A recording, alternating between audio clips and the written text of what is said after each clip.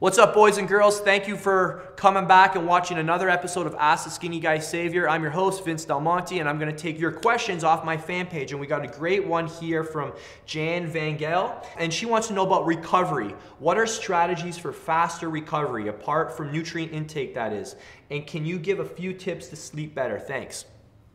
This is a great question, Jan. I actually covered an entire episode of this topic on Live Large TV Season 3, 45 minutes of my top recovery strategies, and we went really in depth. So I'll try and summarize 45 minutes for you in about a minute or two.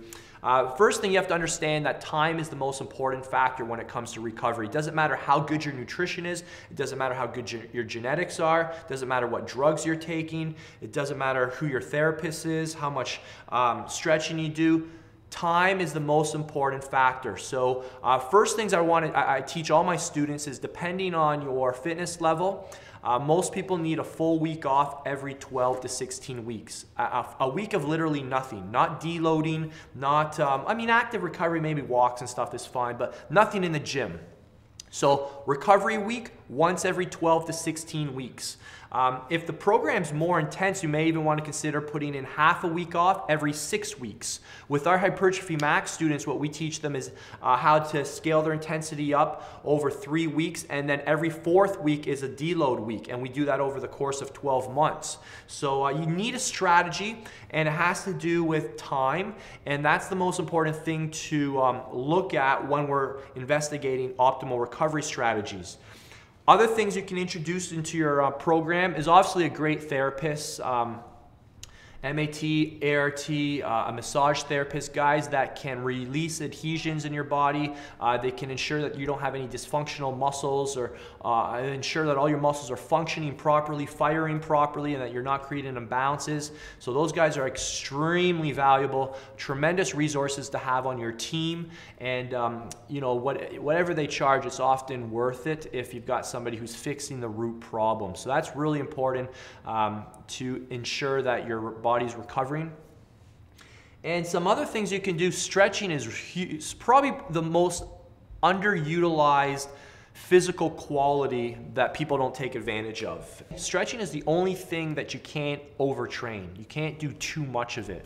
And unfortunately, most of us don't do enough of it, probably because it's boring. Let's face it, stretching is very boring. So I'll be frank, you know what I recommend to all my guys to do? Go to a class with a bunch of hot girls. I'll be honest, that's probably the best way to stay compliant to a stretching program.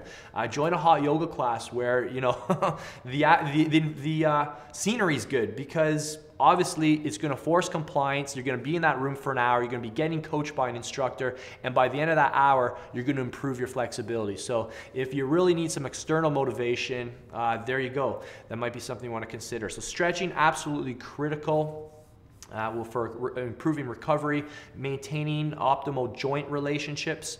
And the last thing I'll recommend is something I've been recommending ever since I was a competitive runner back in my teens, is cold therapy. Cold therapy in a cold tub or in a cold shower, running cold water on your body for 1 to 3 minutes, even 3 to 10 minutes if you can, and then alternating it with hot showers. This is something we did when I ran competitively, and this is the only way we're able to sustain the amount of volume that we did out on the roads.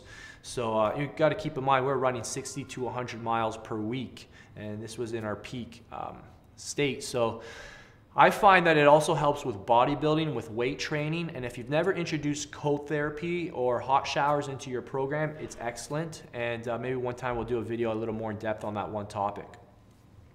All right, so those are my top recovery strategies. And oh yeah, you asked about sleep, magnesium. Start taking magnesium before you go to bed, and I guarantee that you'll start to sleep better, primarily because magnesium it reduces cortisol in your body, which is a stress hormone, so it helps you calm down, it helps you reduce stress. You'll feel calmer, and if you're calmer, you're gonna sleep better. Magnesium is probably the #1 supplement to immediately improve your sleep quality. All right, thank you so much, Jan. That was a great question on recovery. If you haven't subscribed to the channel yet, I'd love for you to do that. And I would love to know about your #1 recovery modality. Tell me below, share it with the members here. What is the #1 thing that you do that makes the biggest improvement in your recovery? share it below, and let's get a great conversation started. We'll talk to you guys soon.